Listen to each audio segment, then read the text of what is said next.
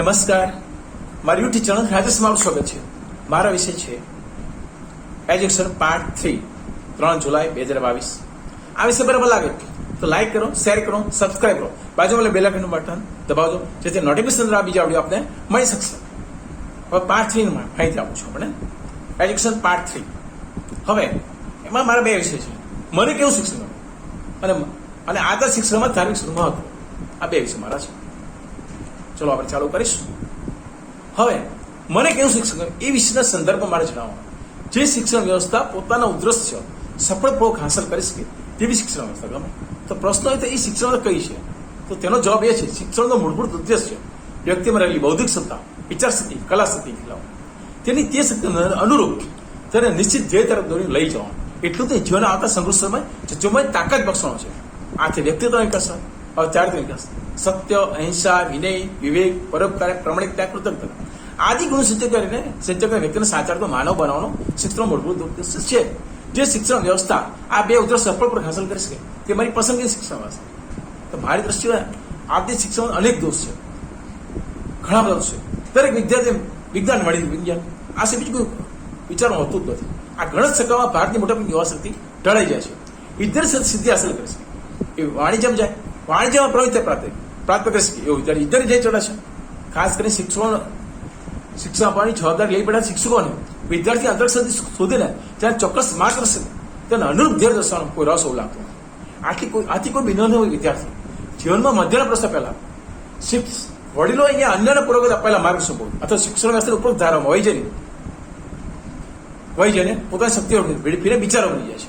ત્યારે વ્યવહાર હોય ત્યારે પણ થોડું નાચી પડી ગયું છે. તો મારું માનવું એવું છે કે શિક્ષણ વ્યવસ્થાનો ભાર એવી વ્યક્તિને આપું છું જે વ્યક્તિને અંતરક્ષ સુધી ખોદીને વિદ્યાર્થી અંતરક્ષ સુધી ખોલીને ત્યાં ચોક્કસ માર્ગ દર્શાવી તેને અનુરૂપ ધ્યેય દર્શાવે જેથી તે પોતાના રસપ્રદ ક્ષેત્રોમાં મૌલિક પ્રદાન કરી શકે. રસપ્રદ ક્ષેત્રોમાં અર્થ પ્રદાન કરી શકે, પણ કંઈક મૌલિક પ્રદાન કરીને જીવનમાં કંઈક કર્યું હોય એવો આનંદ માણી શકે. હવે બીજી વસ્તુ, આપણા શિક્ષકોમાં શિક્ષણની અંદર શ્રમનો અભાવ છે. શ્રમનો બિલકુલ અભાવ છે. તો ઇઝરાયલમાં યુવાનોને શ્રમદાન કરીને રણના લીલા ખેતરો કરે, જ્યારે આપણે ત્યાં અને વિશ્વનો વધુ વસ્તી ધરાવતા ચીને યુવા શક્તિનો ઉપયોગ કરીને અનક્ષેત્ર સ્વાવલંબતા હાંસલ કરી, જેને આપણે ત્યાં નવરસમાં નખો જ વાળે એ કહેવત અનુરૂપ શાળામાં અને કોલેજમાં શિક્ષણ લેતા મોટા ભાગના કિશોર યુવાનો પોતાનો ફાજલ સમય ફિલ્મો જોવામાં, ગપ્પા મારવામાં, ધૂમ્રપાન કરવામાં, ફિલ્મો જોવામાં, ડ્રિંક્સ લેવામાં, ગપ્પા મારવામાં, ધૂમ્રપાન કરવામાં બગાડે છે.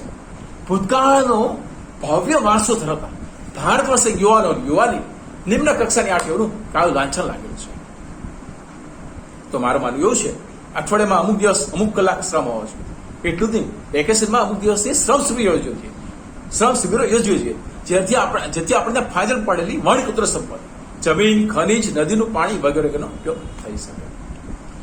ત્રીજો શું, શિક્ષણ વ્યવસ્થા એવી હોય છે જે વ્યક્તિની વિચાર શક્તિ ખીલે. આ તો શિક્ષણ તેમ કરવા સતત નિષ્ફળ થયો છે. મોટા બધા વિદ્યાર્થી એ જ ખબર કેવું શા માટે ભણી રહ્યા છે, જીવનમાં કેવળનું મહત્વ શું છે. વિદ્યાર્થી શિક્ષક બહુ જ વળી ગયું છે. વડીલો ભણવા મૂક્યા છે, બધા ભણવા જાય છે, એવા વખતે ભણી લે છે. એવી દેવામણી પરિશ્રમ કરે છે. કેળવણીના સર્વત્ર તબક્કે ઉપરોક્ત મનોદશા આવશ્યક બનવા જેવું છે. પણ યુવા સ્તરના કિશોરતા પહોંચેલા વિદ્યાર્થીઓને કેળવણીનું મહત્વ ન સમજાવ્યું એ કેટલી વિચિત્ર ઘણો બાબત છે. મોટા બધા વિદ્યાર્થીઓ પરીક્ષા પાસ થવા અને કેટલાક પહેલા નંબર લાખ ભણતા છે. એટલે કેળવણી પરીક્ષાની પરંપરા પાસ થવાનો પડકાર જેને ગળતરતી પેઢી પર વહન કરેલો મૂકેલો બોજ. આજે પરીક્ષાઓ પાસ કરવા માટે એક બાજુ સર માર્ગદર્શન ગાઈડો છે, બીજી બાજુ એક નિશ્ચિત કરી પેટામાં નીકળતા પ્રશ્નો. આવી કેળવણી લઈને બહાર નીકળતા મોટા બધા સ્નાતકનો અનુસર એક 25 લીટર નિબંધ લખવો હોય તો પરિમળના નિબંધ માણી સાહેબ. એટલે કેળવણી પરીક્ષાલક્ષી બની ગઈ છે. તેનું જ્ઞાન સંપાદન કરવાનું અને વિચાર શક્તિ ખેલવાનું મૂળભૂત હેતુ મારે કહે છે. વર્તમાન શિક્ષણ વ્યવસ્થાના આ ગંભીર દોષોને જે કોઈ વ્યક્તિ પોતાના જીવનમાં પૈગલા મળે તે સૌ કોઈ સમાજની પ્રણયગત પ્રમાદમાં ધારામાં જન્મવું, ભણવું, કમાવું, સંસારમાં વહી જવા દે. જે વ્યક્તિનું વ્યક્તિત્વ નથી ખીલું તેવી મૂળ વ્યક્તિ જીવન કેવી રીતે માની શકે, જીવન આજે વહી જાય. તો મને એવું શિક્ષણ હોય જે વ્યક્તિનું વ્યક્તિત્વ કરે ત્યાંના જીવનનો નિશ્ચિત જીવનનું મહત્વ દર્શાવે જેથી વિચાર પણ જીવન જરૂર છે. પ્રતિરોધમાં માર્ગ શોધી શકે. વિચાર વ્યક્તિનું વ્યક્તિત્વ ખોલવે જેથી તે વિચાર પણ વ્યક્તિનું વ્યક્તિત્વ ખોલવે. એવું શિક્ષણ જોઈએ જે વ્યક્તિત્વ કરે, તેના જીવનમાં નિશ્ચિત જીવનનું મહત્વ રહેશે, જેથી તે વિચારપૂર્ણ જીવન જીવી શકે, પ્રત્યક્ષ જીવન જીવનનો અનુભવ કરશે, પ્રતિરોધમાં માન શું થશે, જીવનનો અમૂલ્ય માનવ જીવન સાચાત્મક સાક્ષાત કરી શકે. હવે બીજી વસ્તુ કે આપણે ત્યાં શિક્ષણની અંદર આપણે ચારિત્રિક વિકાસ હોવો જોઈએ, એનું બિલકુલ અવગણના છે. એટલે અત્યારે ભ્રષ્ટાચાર, લાંચ રૂશ્વત, ખોટા છળ કપટ, આ દુશ્મનો 10 દિવસના રોકડમાં થાય છે.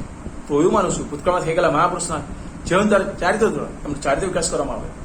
એટલું જ નહીં, શિબિરોનું આયોજન કરવામાં આવે, કસોટી યોજવામાં આવે, ને એવા આશ્રમ મુલાકાત લેવામાં આવે. રામકૃષ્ણ મિશન જે મહાપુરુષ થઈ ગયા તો બધા આશ્રમમાં મુલાકાત જેથી ઘડાયેલા સુસંપન્ન ચારિત્ર લઈને પ્રવાદમાં સમાજ વ્યવસ્થા મહત્વનો ફાળો આપી શકે. એટલે ભૂતકાળમાં આવા મહાપુરુષ થઈ ગયા એમના જીવન ચરિત્ર દ્વારા એમનો ચારિત્ર વિકાસ કરવો જોઈએ, શિબિરોનું આયોજન કરવું જોઈએ, કસોટી યોજવું જોઈએ અને એવા આશ્રમની મુલાકાત લેવડાવવી જોઈએ.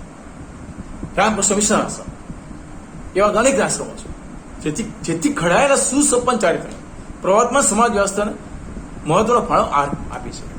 હવે હું આગળ વાત કરીશ. આપણે શિક્ષકોને શિક્ષણ આપવું એક રસપ્રદ તેમના માટે જીવન સાધવું છે.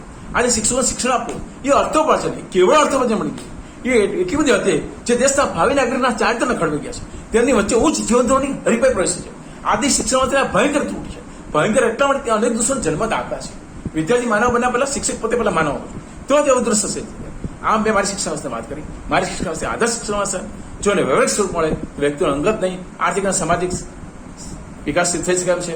પણ આજથી 3000 વર્ષ પ્લેટો કલ્પેલું આદર્શ વસાયું, આપણે મહાપુરુષો કલ્પેલું આદર્શ ભારત વસાયું નથી. આથી મારી આ કાલ્પનિક શિક્ષણ વ્યવસ્થા આકાર લે તેમાં મારું મન માનવા પ્રેરણા અલબત્ત મને કોઈ નિરાશાવાદી નાખો, પ્રવાસવાદી. હવે શિક્ષણ બીજો ભાગ આજના શિક્ષણમાં ધાર્મિક શિક્ષણ. હવે શિક્ષણ મૂળભૂત ઉદ્દેશો છે અને એ ઉદ્દેશ્ય હાંસલ કરવા માટે હવે શિક્ષણની અંદર હવે આદર શિક્ષણમાં ધાર્મિક શિક્ષણ કેવી રીતે મદદ થશે તે પ્રશ્નનો ઉત્તર આ વિષય પર પ્રકાશ કરી શકે. એ તો સર્વસામાન્ય હકીકત છે. કોઈ પણ સમાજની સુખાકારી આવાજનો આધાર તે સમાજના સમાજ સ્થિતિ વ્યક્તિના ચારિત્ર વ્યક્તિત્વના ઘડતર છે અને વ્યક્તિના ચારિત્ર વ્યક્તિત્વ ઘડતરના આધાર શિક્ષણ પર છે.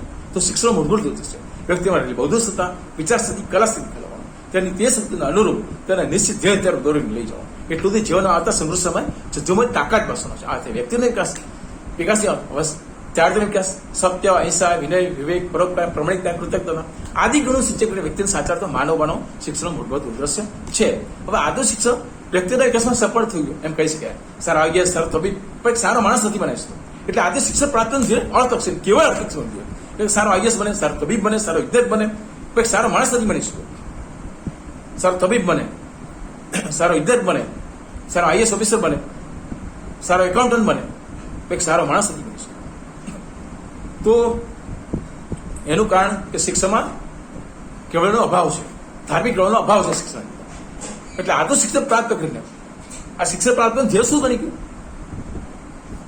ધર્મ સમાજ નથી કેળવાડવા. એટલે શિક્ષણ પ્રાપ્ત ધ્યેય શું? અર્થ છે. કેવા અર્થ? એટલે આજે શિક્ષણ પ્રાપ્ત કરીને બહાર નીકળો વિદ્યાર્થી કોઈ પણ ટૂંક સમયમાં ગમે તેમ કરીને આર્થિક સદ્ધરતા પ્રાપ્ત કરી લેવાની મહત્વાકાંક્ષા છે. આ આર્થિક સદ્ધરતા પ્રાપ્ત કરવા માટે તે નીતિના સિદ્ધાંતો નેવા મૂકીતા વિચાર નથી. પોતાના બંધુ સમાન અન્ય માનવીને ઘોર ખોદતા અટકાવ નથી. ધર્મની કેળવણી નથી આવતા.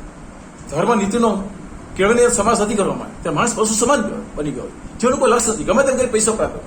આજે સમાજમાં નજરે જતા ભ્રષ્ટાચાર, લાંચ રૂશ્વત, છળ કપટ, ખોટા તોલમાટ, અનીતિ, અત્યાચાર આ બધું શું છે? નાણાં સર્જનની તીવ્ર ગલજાન સંતાનો છે. બાળકોની, યુવાનોને કેળવણી યોજનાને ઘડવી ગયા. યોજના ઘડતી વખતે ધાર્મિક શિક્ષણ એ અતિ મહત્વનો મુદ્દો કેમ વિસરી ગયા એ મોટો આશ્ચર્ય છે. જ્યારે આ દેશના ભૂતકાળમાં જઈશું તો રાજાને પ્રજા પોતાના સંતાનો ઋષિ મુનિ મોકલા. ત્યાં અર્થ અને કામના શિક્ષણ સાથે ધર્મ અને મોક્ષ શિક્ષણ. એ સમયના 4 પાસા સુભક્ત સ્તંભને લીધે એ વખતે પ્રજાના લોહીમાં પ્રમાણિકતા, નીતિ અને સ્નેહના સંસ્કરણ છે. એક તો ધર્મ અને કર્મની પ્રતિમૂર્તા મૂર્તિ સમાન શ્રી કૃષ્ણ અને વિનય, વિવેક, સિદ્ધાંતની પ્રતિભાસમાં રામ એ વખતે ધાર્મિક શિક્ષણ વ્યવસ્થા. જ્યારે આજના ધાર્મિક શિક્ષણમાં દુનિયાનો અનેક વખત સહાર કરી શકે એટલા શસ્ત્રનો સંગ્રહ કરતા ખુદ અમેરિકા શાસન જવાનું છે. લોકસેવાને બહાને ચૂંટણી લડીને પ્રજાના પૈસા ઘર ભેગા કરીને 3 જન્મ થયો છે. મોટા સરકારી ખાતામાં પ્રસાદ ખિસ્સા બધા અધિકારીઓ જન્મ થશે. વ્યાપારીઓ, ગુંડાઓ, રાજકારણીઓ, સરકારી અધિકારીઓ છે. એક અતૂટ વિશ્વાસ છે. એ વિશ્વાસની અંદર હાહાકાર કરતી ગરીબ અને નિરાધાર પ્રજા એ પણ વિચાર કરીએ તો નીતિ અને આદર્શ હેતુ શિક્ષણમાં સર્વ સર્જન છે. તો આપણે સૌ ધાર્મિક શું કરે? તો જ્યારે કેળવણી સર્વસ્થાન રહેશે ત્યારે બાળકો નાનપણથી લઘુત્તમ જરૂરિયાત સંતોષના પાઠ મળશે. ત્યારે સત્ય, અહિંસા, વિનય, વિવેક, પરોપકાર, પ્રમાણિકતા, કૃતજ્ઞતા આદિ ગુણ સિંચન થશે. આ સંસ્કાર લોહીમાં રહેશે, નસો વહીને હૃદય ધબકાર એક થશે, ત્યારે આ સમાજ દેખાય બધી દૂર છે, ત્યારે એને ભૌતિક સંબંધ ગલસાની તીવ્રતા મંદ પડશે, ત્યારે માનવી બનશે, ત્યારે મહાપુરુષે કલ્પેલો આદર્શ સમાજ રચના સ્વપ્નો સાકાર બનશે. હવે શિક્ષણની અંદર બીજું શું? શિક્ષણ ડિગ્રી એ શિક્ષણ નથી. હવે આપણે ડિગ્રી શિક્ષણ માની કાઢ્યા છે, કારણ કે આપણે ખોટું જ છે શિક્ષણ વ્યવસ્થા. શિક્ષણમાં નોકરી બી નથી મળતી ભણીને.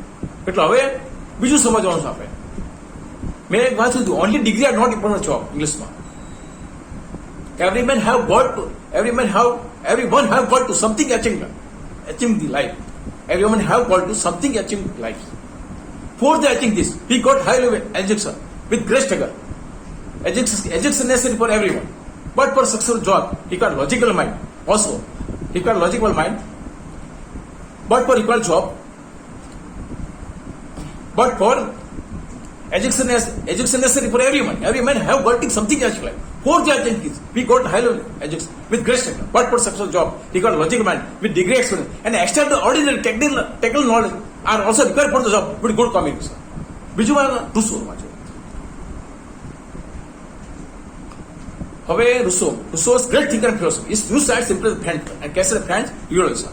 Everyone right of liberty, equality, freedom, and right to enjoy and right of freedom and democracy. દરેક માણસે સ્વતંત્ર સમાનતા પાત્રનો અધિકાર છે, મુક્તિ અને લોકશાહી ભોગવવાનો અધિકાર છે. Common man make the manners. What is not common hardly more. What considers think the beginnings of history. Common man was always tolerant of foul. Common soul control the government. એટલે સામાન્ય માનવી જ માણસ બની છે. સામાન્ય માણસે કશું માગી લેતું નથી. ઇતિહાસના પ્રારંભથી સામાન્ય માનવીઓએ ધનિકો માટે કષ્ટો ઉઠાયા છે, કષ્ટો વેઠ્યા છે અને મજૂરી કરી છે. હવે common man make up the manners. Common man has always tolerant power. Common man soul control the government.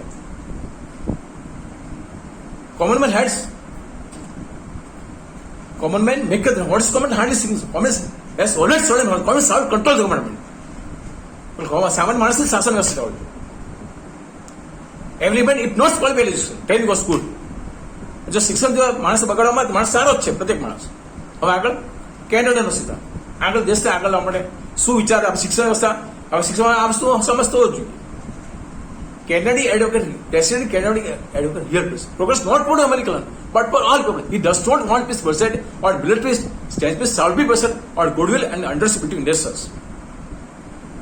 I believe the future of the mankind will depend upon moral and spiritual standards. Its consistent use of science and technology. It is here that the influence of man of God will prove to be very beneficial. હવે Kennedy એક શું રાષ્ટ્ર અર્થવ્યવસ્થા છે નહીં.